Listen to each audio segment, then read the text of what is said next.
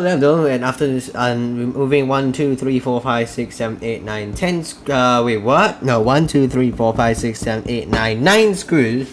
This is the Leagoo Alfa 4 Disassembled.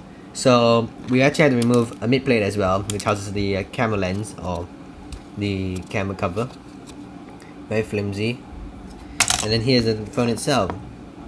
So it actually doesn't work, and this is a piece of crap motherboard with the Lego style connector for the camera, which I'm not going to connect back because this phone is dead from my understanding. And hey, I'm actually bleeding because of this damn phone. My plan is to just not actually put this back because I can't actually, because this phone actually does not work. I'm putting power to the motherboard. It's charging at 0.4 amps and doesn't work. So this phone is dead. I don't know whether the battery thing, because when I put this in, when I put the battery in, I close this up, I press the power button, nothing happens. 1, 2, 3, 4, 5, 6, 7, 8, 9, 10, nothing happens.